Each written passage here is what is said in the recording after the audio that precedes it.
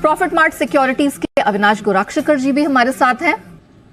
In fact Neha, मुझे भी auto sector से frontline company Mahindra and Mahindra पसंद है। देखिए, ये कंपनी की खासियत है कि ऑटो सेक्टर में जितने भी नई गाड़ी के मॉडल इन्होंने लॉन्च किए, यहाँ पे कम से कम 1.5-2 साल का वेटिंग पीरियड है।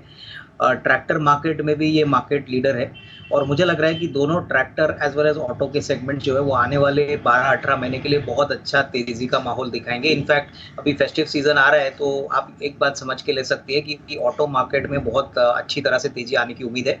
उसके बाद देखिए, Mahindra and Mahindra holding company है, उसके बाद इनके पास नॉट ओनली आईटी लेकिन ऑटो कंपोनेंट्स, लॉजिस्टिक्स, ये सारे बिजनेसेस भी कंट्रीब्यूट करते हैं। तो मुझे लग रहा है कि इस साल अर्निंग्स ग्रोथ कम से कम 20-22% बढ़ेगी। मुझे लग रहा है कि अगर किसी का नजरिया 12 से 15 महीने का है तो अभी इस प्राइस करीबन 1600 है। हमने आपके चैनल पे बहुत बार इस स्टॉक को रेकमेंड किया है, बट मुझे लग रहा है कि अभी भी इस लेवल से करीबन 1800 रुपए का टारगेट प्राइस पॉसिबल है। तो नेक्स्ट 12 to 15 मंथ्स के लिए बहुत ही दिग्गज शेयर है जो आपके पोर्टफोलियो में अच्छी खासी कमाई देने का पोटेंशियल रखता है।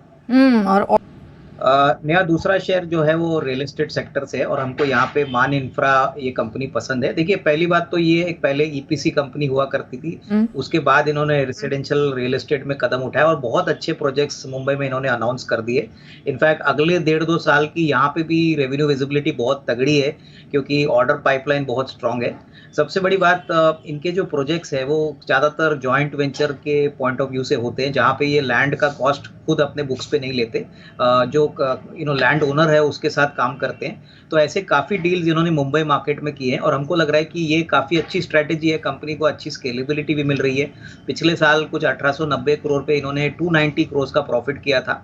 फर्स्ट क्वार्टर की बात करें तो ऑलमोस्ट 87 करोड़ का प्रॉफिट आया है, जो पहले क्वार्टर में लास्ट ईयर करीबन 41 करोड़ था। तो ट्रैक्शन बहुत अच्छा है। हमको लग रहा है कि इस साल कम से कम 325-330 करोड़ का मुनाफा आएगा और करीबन अगले साल की बात करें तो 450 का भी मुनाफा आने की उम्मीद है। तो यहाँ से मुझे लग रहा है कि अच्छी खासी आपको कमाई मिलने का पोटेंशियल है। हमको लग रहा है कम से कम 220-225 अगले 12 से 15 महीने में पॉसिबल है। तो बहुत ही अच्छा विकल्प है और अच्छे वैल्यूएशंस पे ट्रेड कर रहा है, तो ये डेफिनेटली आपको एक्यूमुलेट करना चाहिए।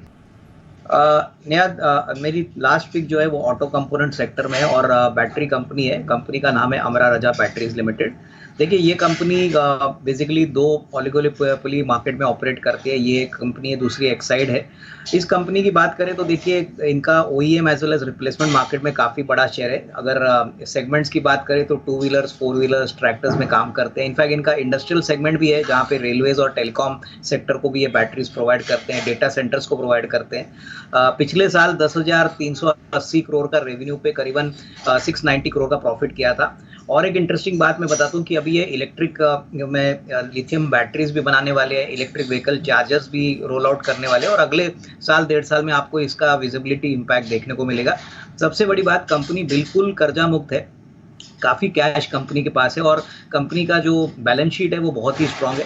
तो मुझे लग रहा है कि इस साल कम से कम हमको लग रहा है 750 करोड़ का रेवेन्यू आने की उम्मीद है और प्राइस अगर हम बात करें तो यहाँ से करीबन 750-760 का एक नियर टर्म का टारगेट बनता है। तो ये एक अच्छा सेफ ऑटो कंपोनेंट पिक है जो मेरे ख्याल से फेस्टिवल सीजन में आपके व्यूअर्स को अच्छी खासी कमाई देने का पोटेंशियल रखता है। लग रहा है कि देखिए, पहली बात तो एसेट एलोकेशन आपका कैसा है। ओवर कॉन्सेंट्रेशन कोई भी स्टॉक में या सेक्टर में आपको लगाना नहीं चाहिए क्योंकि बहुत सारे इन्वेस्टर्स एक ही शेयर में या 2 ही शेयर में पैसा लगाते हैं। तो एसेट एलोकेशन आपका प्रॉपरली होना चाहिए। और दूसरी बात, जैसे विजय जी ने कहा कि हम कैश फ्लो इस कंपनी के बहुत क्लोजली वॉच करते हैं। अगर कैश फ्लो कंपनी में नहीं है तो ऐसी कंपनीज को अवॉइड करें और फाइनली जो कंपनी आप खरीदते हो उसके बारे में थोड़ी जानकारी और होमवर्क थोड़ा करें, क्योंकि होमवर्क करने के बाद ही आप निवेश करोगे तो आपके लिए अच्छी रिवॉर्ड जर्नी होगी।